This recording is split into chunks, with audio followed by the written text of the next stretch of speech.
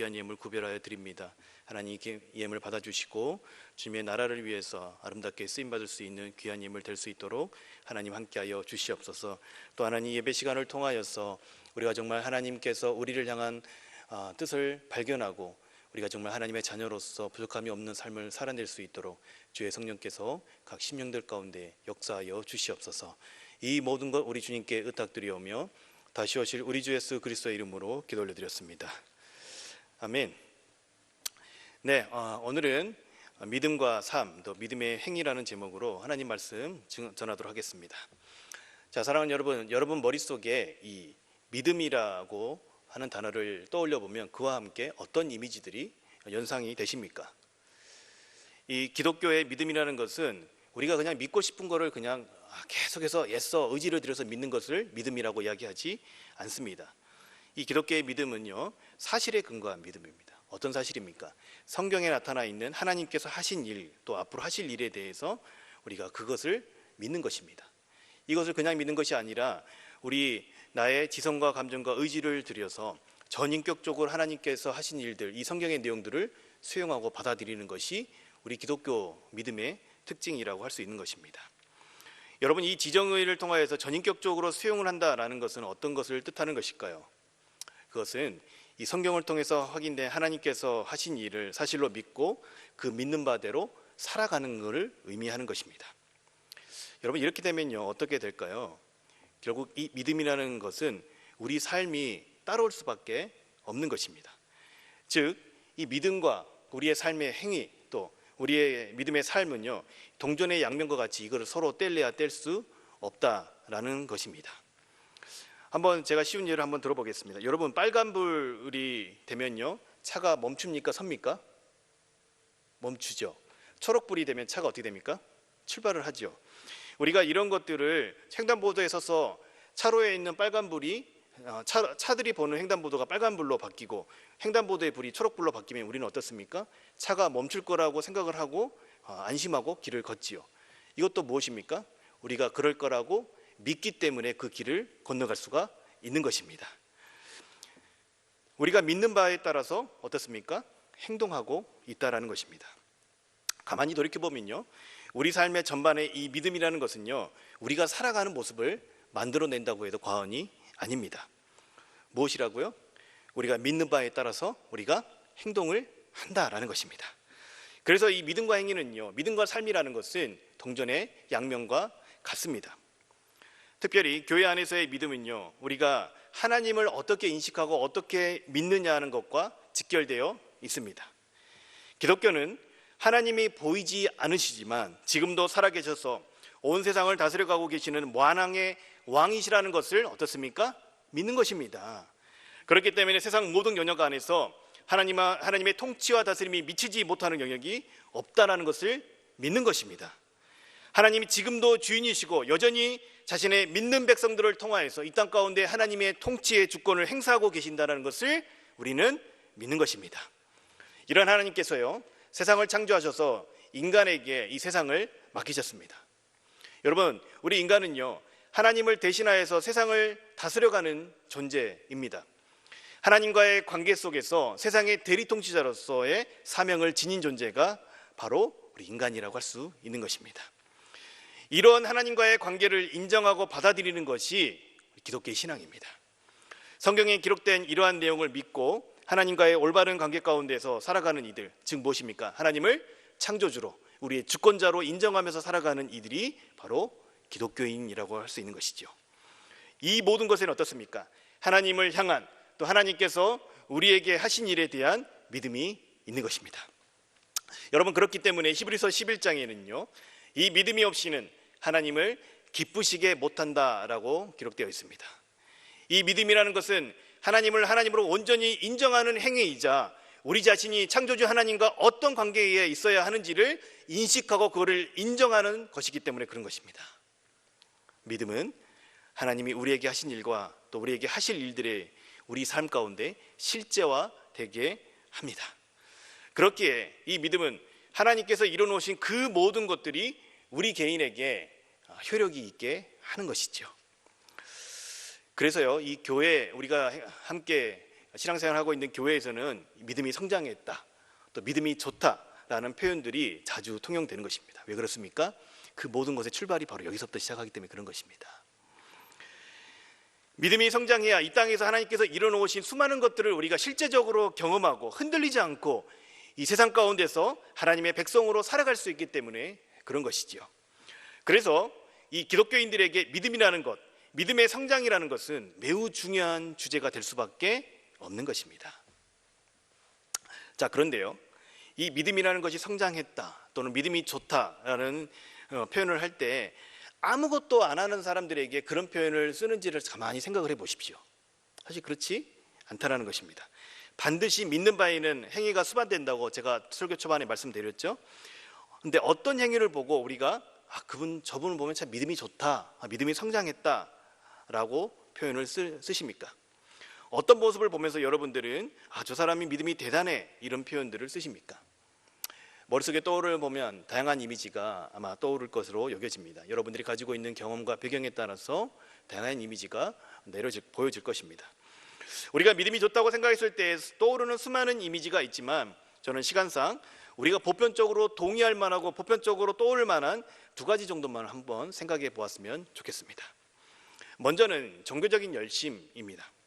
종교적인 열심을 내는 사람들을 우리가 봤을 때 우리는 저분을 보면서 믿음이 좋다라고 표현을 합니다. 이런 분들은요, 교회 내에서 수많은 헌신들을 합니다. 그렇기 때문에 교회 내에서 인정받는 분들이 바로 이런 분들이라고 할 수 있을 것입니다. 그래서 교회의 모든 행사, 예배를 가면 그분들을 다 볼 수가 있습니다. 헌신이라는 이름으로 교회 곳곳을 섬기는 이들입니다. 여러분, 이분들의 모습을 보면요, 굉장히 귀합니다. 왜 그렇습니까? 무엇보다도 주님의 몸된 교회를 중심으로 살아가고 있는 분들이기 때문에 그런 것입니다. 그리고요, 가만히 들여다보면요, 사실 교회의 수많은 일들이 바로 이렇게 헌신하는, 수고와 헌신을 하는 이들을 통하여서 이루어진다고 해도 과언이 아니기 때문에 그런 것이죠. 아무나 그런 열심을 가질 수도 없습니다. 그렇기에 이렇게 열심을 내는 이들을 보면서 우리는 어떤 표현을 씁니까? 저분 참 믿음이 좋다라는 표현을 쓰는 것이죠. 그런 열심을 지닌 이들을 보면 어떤 생각이 드십니까? 어떻게 저런 열심을 낼 수 있지? 참 믿음이 대단해 라는 생각이 절로 들게 된다라는 것이죠. 여러분, 그들의 헌신은요, 그냥 나타나는 것이 아닙니다. 저와 여러분이 살아가고 있는 이 세상은요, 누구에게나 한정된 시간과 한정된 자원이 주어집니다. 그러나 이런 분들은요, 그런 것들을 스스로 포기하고 교회에 오는 것입니다. 대가를 지불하고 교회에 와서 열심으로 주님의 몸된 교회를 섬기시는 분들입니다.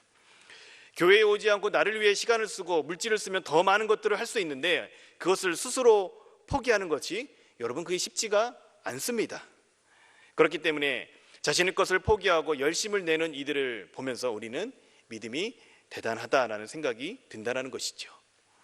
그와 같은 분들을 볼 때 우리는 참 믿음이 좋다라는 표현을 씁니다. 여러분, 이 부분에 있어서 다들 공감이 가시지요? 안 가십니까? 네, 눈웃음으로 저에게 의사 표현해 주신 걸로 알겠습니다. 자, 두 번째는요, 율법적인 열심과 이 종교적 신념이 투철하신 분들을 보면서 우리가 믿음이 좋다라는 표현을 쓴다라는 것입니다. 이는요, 성경을 문자적으로 지키려는 사람들이 이런 부류에 속한다고 저는 볼 수 있다고 보여집니다. 그래서 성경에서 하라는 것과 하지 말라는 것들에 대해서 철저하게 그거를 지켜가시는 분들이세요. 그걸 지켜가기 위해서 정말 삶 가운데 굉장히 몸부림치시는 분들이십니다. 이들은 하나님에 대한 열심도 있기 때문에 철저하게 믿음을 지키려는 그러한 삶이 수반되기 위해서 애쓰시는 분들이십니다. 그래서 그 부분에 있어서 자신이 조금 손해를 보더라도 절대 타협하지 않고 성경의 가치를 따라서 살아내려고 애쓰는 경우가 많다는 것입니다. 쉬운 예로 우리가 성경적인 가치라고 여기면서 우리 한국교회가 지켜가고 있는 금주 구면, 또 주일성수, 헌금 11조, 경건주의 등이 아마 저는 이 부분에 해당되리라고 여겨집니다. 여러분, 이런 분들의 삶 또한 굉장히 귀합니다. 많은 이들이 세상과 쉽게 타협해버리는 가운데에 믿음을 지키기 위해서 자신의 삶을 부단히 노력하는 삶을 살아가기 때문에 그런 것이죠. 자신들이 세상에서 겪는 손해가 있다고 하더라도 그것을 감수해가면서 신앙을 지켜가는 그분들의 모습은요, 저는 칭찬받아 마땅하다고 여겨집니다. 여러분, 이런 분들이 있기 때문에 기독교의 순수성과 이 전통성이 유지되고 있는지도 모릅니다. 이런 분들을 보면서 우리는 어떤 생각을 합니까? 참 믿음이 좋다라고 말하곤 합니다. 다들 공감이 되시지요? 네. 그러나 어떻습니까? 여러분에게 아마 이 5월 5일 날 휴일 날 저녁 시간을 구분하여서 이 예배당에 앉아 계시는 여러분들, 또 영상으로 함께 참여하고 계시는 분들은 안 그러시리라고 보여지지만, 대부분의 우리 신앙인들에게 이러한 삶을 살라라고 했을 때 어떤 반응을 보일까요? 자발적으로 그렇게 살고 싶은 마음이 들까요? 여러분도 믿음이 좋다고 한다면 이런 생활을 해야 할 것 같다라는 생각이 절로 드시지요? 물론 우리 온누리교회 성도님들은 이미 복음적인 삶을 살고 계시기 때문에 이런 것들을 주면 그러시죠? 네. 그 눈웃음의 의미는 제가 해석이 잘 안 됩니다. 지금 이 자리에서. 자, 그런데 여러분, 저기 부산에 계시는 어떤 모 성도님은 이런 부분이 굉장히 부담스럽다고 저에게 연락을 해주신 분들이 있으셨습니다. 또 은연중에 우리가 교회 내에서 신앙생활을 하다 보면요, 이러한 것들, 제가 방금 설명드린 그런 내용들을 약간 강요받는 분위기도 있다라는 이야기를 제가 그런 제보로 들었습니다. 다시 말씀드리지만 우리 교회 이야기가 아닙니다. 여러분, 최소한 이 두 중에 한 가지는 열심을 내어야 우리가 주변에서 저분 믿음 좋다, 또 믿음이 성장했다라고 여겨주는 사람들이 표현을 하고, 또 자기 스스로 생각했을 때에 내 믿음이 좀 성장했구나라는 표현을 쓰시는 분들을 발견하게 될 것입니다. 자, 지금까지 누구의 이야기일까요? 사실 저의 이야기입니다. 남들 이야기하는 게 아니라요, 여기 앞에 서 있는 제가 믿음이 좋다라는 것들에 대해서 예전에 생각을 할 때 이런 생각을 하고 지냈었습니다. 저는 정말 이러면 믿음이 좋아지는 줄 알았습니다. 또 그렇게 배웠고 또 그렇게 신앙생활을 하면서 자랐습니다. 한국교회 어딜 가도 이런 분위기로부터 자유로운 것은 찾아볼 수가 없었습니다. 왜냐하면 이러한 열심들이 가져다 주는 유익이 분명히 있기 때문에 그런 것이지요. 이러한 것들이 표면적으로 드러나 보이는 변화이기 때문에 그런 것입니다. 그렇기 때문에 믿음이 좋다, 믿음이 성장한다라고 하면서 이런 것들에 집중하는 풍토가 우리 한국교회 안에 있을 수밖에 없다고 보여집니다. 자, 그런데요, 제가 목사로서 이 목회를 하면서 발견하게 된 사실이 있었는데요. 그러니까 제가 청년 시절에 성도로서 살 때는 몰랐던, 저도 이렇게 살았었는데 목사로서 목회를 하면서 발견한 사실이 있었는데, 수많은 사람들과 함께 신앙 상담을 하면서 상당한 숫자의 성도분들이 동일하게 토로하는 내용이 있었습니다. 전부는 아니지만 상당한 숫자에. 그것은 제가 방금 말씀드린 그 믿음 생활이라고 하는 것은 이렇게 해야만 믿음이 좋다고 인정받을 수 있다라고 표현했던 것들에 대해서 버거워하고 계시다는 것을 제가 발견하게 되었습니다. 겉으로는 표현을 안 하고 살 뿐이지 오랜 기간 힘겨웠다고 말씀하시는 분들을 더러 만날 수가 있었습니다. 또한 신앙을 갖게 된 초신자나 신앙을 갖고자 하는 아직 신앙이 없는 불신자들에게 종종 이런 고백을 들을 때가 있었습니다. 제가 복음 전도를 하기 위해서 사람을 만나거나 양육을 하면서 들었던 내용입니다. 이렇게 믿음이 좋다라고 하는 사람들의 모습을 보면 나는 그렇게까지 하면서 살고 싶지는 않다라는 말을 제가 종종 들었어요. 나는 하나님을 믿고 싶지만 그러한 것들은 부담스럽다라는 대답을 듣게 되었습니다. 믿음을 가지고 믿음이 자라나면 이러한 종교적 구속력이 자신에게는 부담으로 다가온다는 것입니다. 왜 그럴까요? 왠지 더 많은 짐이 자기 자신의 삶에 지워지는 것 같은 그런 느낌을 떨쳐버릴 수가 없었기 때문에 그런 것이죠. 그렇지 않아도 복잡한 세상살이 가운데 더 복잡한 종교적인 의무까지 어깨에 짊어져야 한다는 그런 부담감이 그들 가운데에 있었다라는 것입니다. 그래서 그들이 기독교 신앙을 갖는 데 있어서 장애물이 되어지고 부담이 된다라는 내용을 제가 심심치 않게 만나볼 수가 있었습니다. 그래서 어떤 친구들은요, 차라리 믿음을 가지지 않는 쪽을 선택하는 것이 더 나을 것 같다라고 이야기를 하기도 합니다. 실제로 아직 기독교 신앙을 가지지 않는 이들에게는 이러한 믿음이 좋다라고 하시는 분들의 모습이 때로는 장애물이 되기도 합니다. 여러분, 참 아이러니하지요. 우리가 하나님을 따르는 그 모습들이 남들에게도 저렇게 하나님을 따르는 것이고 나도 저렇게 하나님을 따르고 싶다라는 그런 매력과 호감으로 보이는 것이 아니라 하나님을 믿고 싶은 그 마음 가운데 이 동요가 생겨나는 것이 아니라 부담이 된다는 것입니다. 그런데요, 저에게 최근에 도전이 되는 부분이 있었습니다. 초대교회에 대한 어떤 그 자료가 있는 책들을 좀 보면서 초대교회는요, 지금과 같은 이 노방전도라든지 전도잔치라든지 뭐 이런 것들을 할 수가 없었습니다. 왜 그렇습니까? 우리가 잘 아는 대로 그 당시 시대 상황이 그렇게 할 수가 없었던 것이겠죠. 당시에 전도가 어떤 식으로 이루어졌는지 그 사회학자가, 기독교 사회학자가 이렇게 조사한 내용들을 보니까요, 그리스도인들이 살아가는 모습, 자신의 삶의 자리에서 살아가는 모습, 그 그리스도인들이 함께 공동체를 이루어서 살아가는 모습이 아직 기독교 신앙을 갖지 않는 이들에게 어떻게 됐냐면요, 호기심을 불러일으켰다는 합니다. 그들의 살아가는 삶의 모습을 보면서 나와 다른 삶을 살아가고 있는 그들의 모습이 어떠냐면요, 매력으로 보였다는 것입니다. 그래서 자발적으로 교회에 입문하고자, 그러니까 기독교 신앙을 갖고자 하는 이들이 생겨났다는 것이에요. 그런 기독교가요, 저는 참 이 수치가 굉장히 좀 놀라웠는데요, 로마의 국교가 되기 전까지 매 10년마다 40%씩 성장했다는 거예요. 10년마다 통계를 내보니까 40%씩. 여러분, 이것이 역사적 사실이라고 한다면 우리는 고민을 해보지 않을 수가 없습니다. 당시에 기독교 신앙, 즉 믿음 생활이 사람들에게는 어떠냐면 매우 매력적으로 보였다라는 것입니다. 지금은 전부는 아니겠지만 일부 사람들에게 이 부담스러운 이 종교 생활로 여겨지고 있다고 한다면 우리는 고민이 필요한 지점이라고 여겨집니다. 제가 소개한 두 사례는, 초반에 소개했던 두 사례는 저는요, 하나님과 교회에 대한 열심으로 행하는 이들에 대한 내용이었습니다. 저는요, 그런 열심이 누군가에게는 부담이 될 수도 있었습니다. 그러나 이들의 모습은 누군가에게 부담이 될 수 있을지는 모르겠지만 제가 보기에는 이분들은요, 하나님을 향한 순전한 마음이 있어요. 열심히 그렇게 하나님 말씀을 지켜가려고 하고 또 하나님을 중심으로 살아가려고 하는 그들의 모습 가운데서는요, 하나님 앞에 서고자 하는 순전함을 가지고 애쓰는 모습으로 저는 여겨집니다. 그런데 그런 모습이 때로는 아직 신앙이 있지 않은 이들에게는 부담이 될 수도 있다고 여겨집니다. 이런 부분에 있어서는 어쩌면 저는요, 좀 마땅한 반응일 수도 있다고 여겨집니다. 그런데요, 이와는 달리 믿음이 있다고 하면서 경건한 삶이 따라오지 못한 경우가 있다는 것입니다. 한 번쯤 우리가 경험해 봤을 것인데요, 모두가 다 인정할 만한 기독교 신앙을 지녔다라고 하고 또 공공연하게 그거를 사람들에게 드러내는 사람들이 우리 주변에 한둘은 다 있을 것입니다.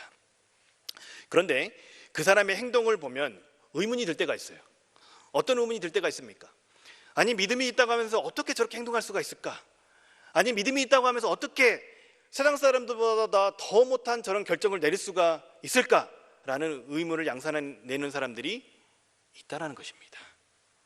특히나 교회 밖에서는 세상 사람보다 더 못한 삶을 살아가는 이들로 인해서 불신자들은 그런 분들을 통해서 기독교에 대한 수많은 장애물이 생겨난다고 합니다. 이러한 믿음을 가진 기독교인들이 하는 믿음의 행위에 많은 이들이 실망을 했습니다. 그래서 더 이상은 수많은 사람들이, 전부는 저는 아니라고 보여집니다. 그러나 이 사회 풍토 가운데 더 이상 기독교를 매력적으로 느끼지 않다는 것이 우리 한국 사회의 모습이지 않을까 싶습니다.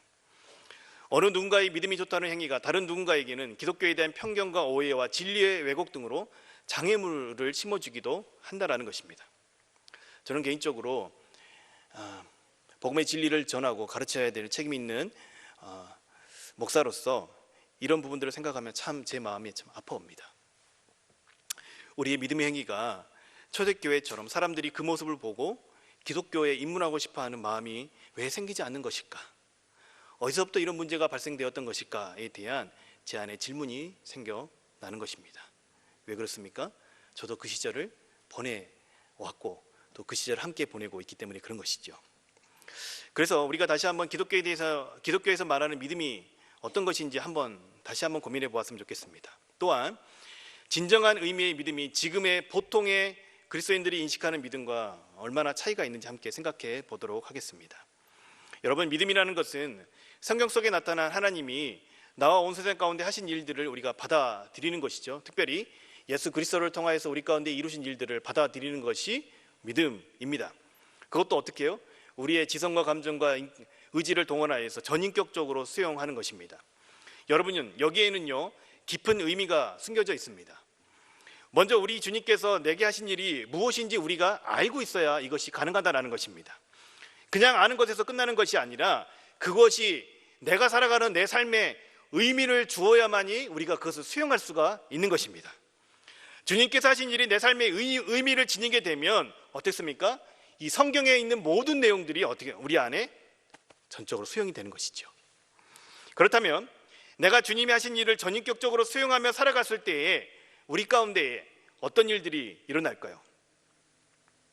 하나님 없이 살아오던 내 삶이 이대로는 안 되겠다는 것을 깨닫고 반드시 그 삶에서 돌아서는 일들이 우리 가운데 일어난다는 것입니다.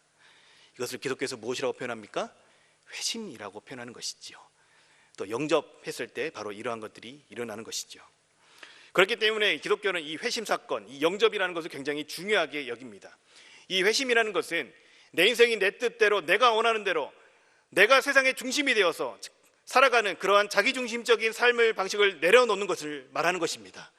여러분, 이것을 다른 표현으로 말하자면 이제는 세상을 바라보는 관점을 내가 원하는 대로 바라보는 관점에서 내려놓고 하나님 중심적으로 이 성경적인 가치로 살아가는, 세상을 바라보는 관점을 지니겠다라는 표현입니다.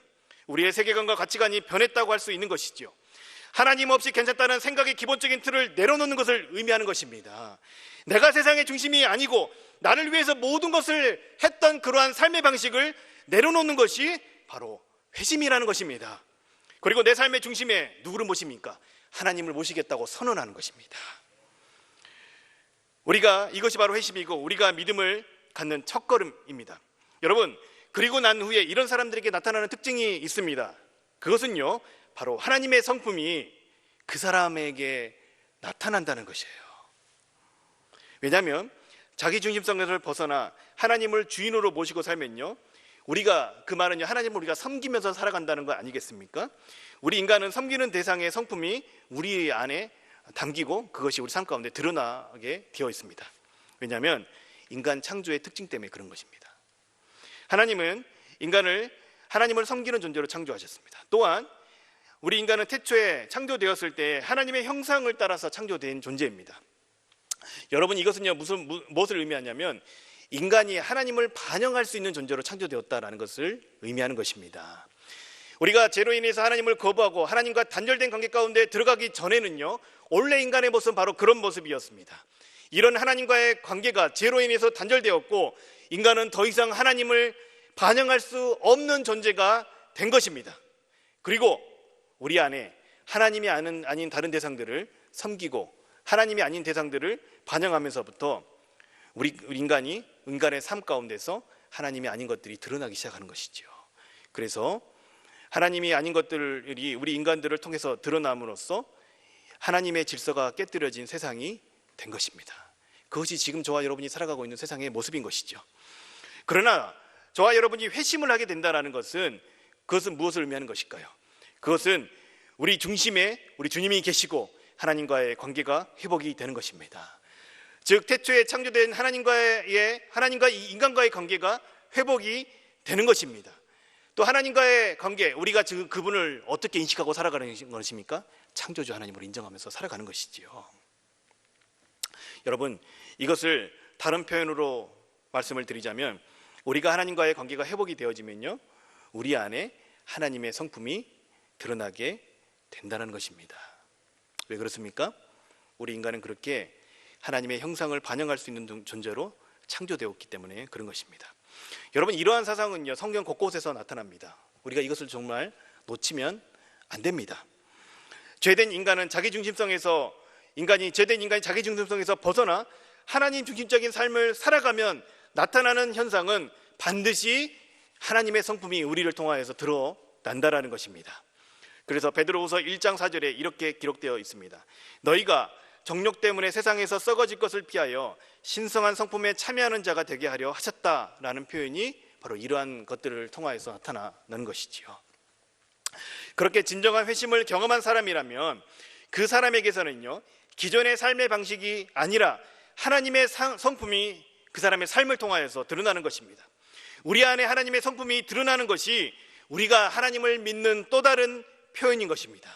여러분, 이것이 오늘 본문의 말씀을 근거해서 믿음을 가졌다라는 진정한 의미가 되는 것입니다.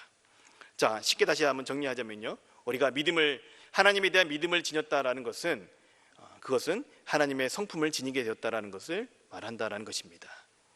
이런 이들에게 주어지는 약속이 무엇입니까? 구원이지요. 자, 이런 배경을 가지고 오늘 우리가 읽었던 본문에 믿음이 좋다라는 것을 어떻게 표현하고 있는지 한번 살펴보도록 하겠습니다. 구체적으로 우리 삶에 어떻게 드러나야 진정으로 우리가 믿음이 있다고 하는지, 어떤 믿음의 행위가 하나님께 인정받는 믿음의 행위가 될 수 있을지 함께 보도록 하겠습니다.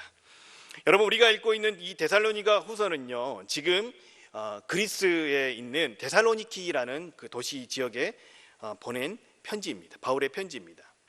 자, 이 바울의 편지 내용을 보면요, 사도 바울이 그 교회를 칭찬하는 모습들이 곳곳에 잘 나타나 있습니다. 전후서 전반에 걸쳐서 이들의 믿음의 행위에 대해서 잘하고 있다라는 칭찬이 나타나 있습니다. 오늘 본문도 그런 부분 중에 한 부분입니다. 오늘 다시 한번 우리 본문을 함께 봉독하고 말씀을 이어가도록 하겠습니다. 함께 읽겠습니다. 형제들아, 우리가 너희를 위하여 항상 하나님께 감사할지니 이것이 당연함은 너희의 믿음이 더욱 자라고 너희가 다 각기 서로 사랑함이 풍성함이니. 아멘. 그런데 여러분, 본문 말씀을 잘 살펴보시기 바랍니다. 믿음이 자라는 것과 함께 무엇이 풍성해진다라고 말씀은 기록되어 있습니까? 무엇이 풍성해진다고요? 사랑입니다. 사랑이에요. 우리의 믿음이 자라감과 함께 그 교회에 사랑이 점점 풍성해짐을 성경은 전하고 있습니다. 데살로니가 전후서 곳곳에서는요, 이 믿음과 사랑이 매우 밀접한 관계라는 것을 곳곳에서 이야기를 해주고 있습니다. 여러분, 이런 교회인 데살로니가 교회에는요, 어떤 교회가 되는지 아십니까? 이 교회는요, 자신이 속한 이 데살로니가 그 도시뿐만이 아니라 그 도시를 넘어서 마게도니아 지역, 그걸 넘어서 이 전체 큰 지역인 아가야 지역까지 소문이 나는 교회가 되었다는 것입니다. 여러분, 우리 교회로 표현을 해보자면 이렇게 표현할 수 있을 것입니다. 물금을 넘어서 양산을 넘어 이 부울경에 소문나는 교회가 되었다는 것입니다. 어떻게 소문이 났을까요? 믿음이 좋기로 소문난 교회가 되었다는 것인데, 이는 곧 사랑이 넘치는 교회로 소문이 났다는 것입니다. 그래서 오늘 본문도 믿음이 더욱 자라감과 동시에 다 각기 사랑이 풍성해지고 있음을 말씀합니다. 사랑하는 여러분, 믿으면은요, 반드시 그 믿음의 대상을 따르는 흔적들이 우리 가운데 나타납니다. 우리가 얼마나 성숙한 믿음을 가졌느냐, 우리의 믿음이 좋다라는 것을 측정할 수 있는 척도는 바로 사랑입니다. 우리 안에 그리스도의 사랑이 얼마나 있느냐는 것이에요. 왜냐하면 하나님의 성품이 사랑이기 때문에 그런 것이죠. 요한일서 말씀 우리 함께 봉독하도록 하겠습니다. 요한일서 4장 7절부터 12절 말씀인데요, 우리 함께 교독하여 봉독하도록 하겠습니다. 사랑하는 자들아, 우리가 서로 사랑하자. 사랑은 하나님께 속한 것이니 사랑하는 자마다 하나님으로부터 나서 하나님을 알고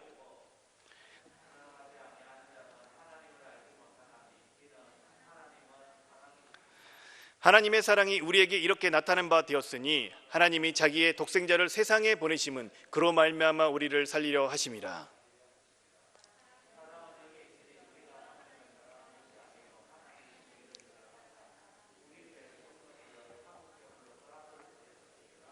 사랑하는 자들아, 하나님이 이같이 우리를 사랑하셨은즉 우리도 서로 사랑하는 것이 마땅하도다. 함께 읽겠습니다. 어느 때나 하나님을 본 사람이 없으되 만일 우리가 서로 사랑하면 하나님이 우리 안에 거하시고 그의 사랑이 우리 안에 온전히 이루어지느니라. 아멘. 여러분, 우리의 믿음의 대상이 하나님의 성품, 그 하나님이 곧 사랑 그 자체이십니다. 우리 믿음의 증거를 다른 곳에서 찾지 마시기 바랍니다. 여러분, 진정한 의미의 기독교의 믿음이 우리 안에 있다고 한다면 우리는 사랑하게 되어 있습니다. 우리가 하나님을 알고 그분을 따를 수 있다면 우리는 필연적으로 누군가를 사랑하는 자리로 나아가게 되는 것입니다. 그 사랑의 아주 적극적인 표현이 무엇입니까? 영혼 구원을 위한 전도인 것이죠.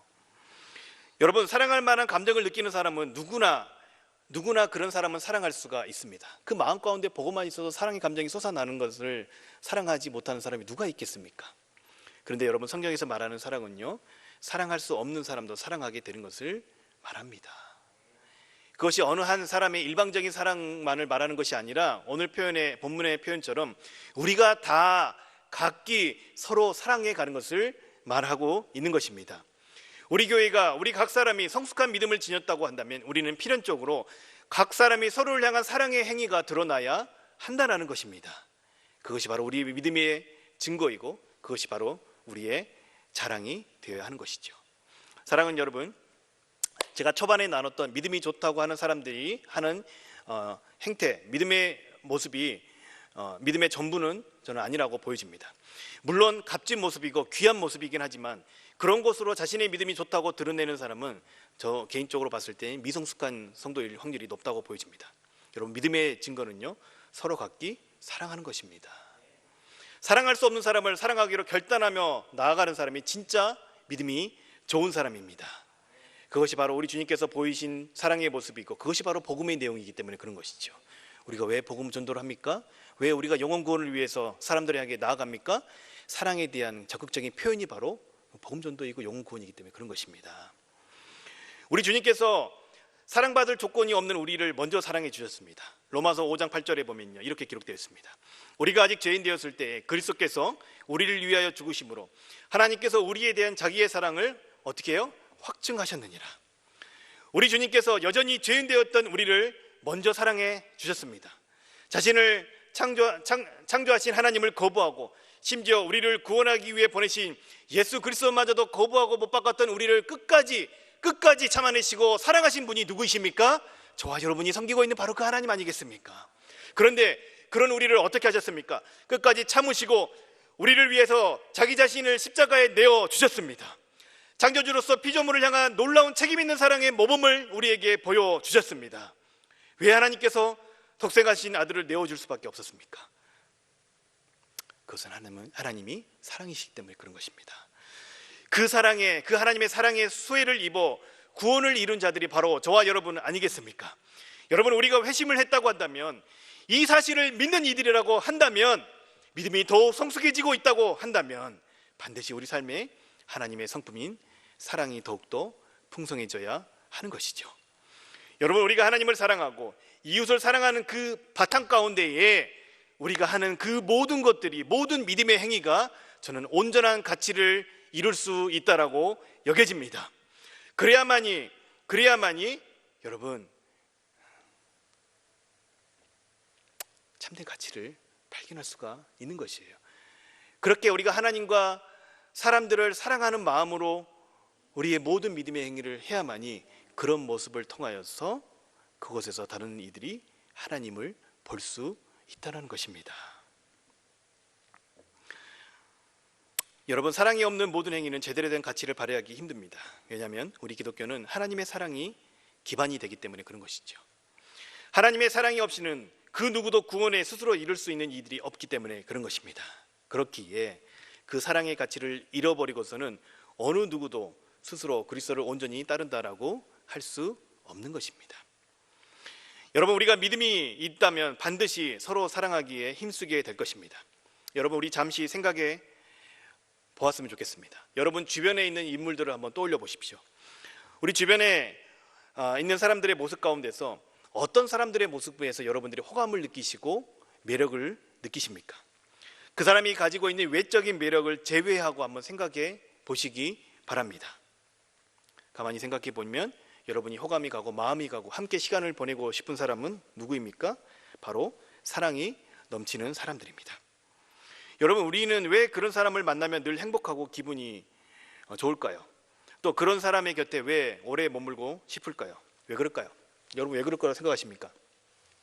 그것은요, 그 사람 안에 있는 그리스도의 사랑이 그를 통해서 드러났기 때문에 그런 것입니다. 그런 이들에게 우리는 호감이 가게 되어 있습니다. 왜 그러냐면 우리 안에 내재되어 있는 흔적을 상대의 사랑 속에서 발견할 수가 있기 때문에 그런 것입니다. 그의 사랑의 모습을 통하여서 하나님의 흔적을 발견하기 때문에 우리는 그를 통해서 호감과 매력을 느끼고 그와 함께 있는 시간들이 즐겁고 편안하게 되는 것이죠.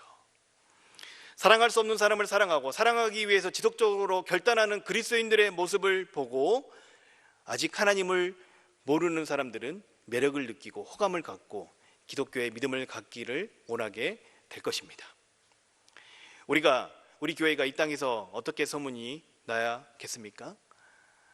믿음이 아주 좋은 교회요? 맞습니다.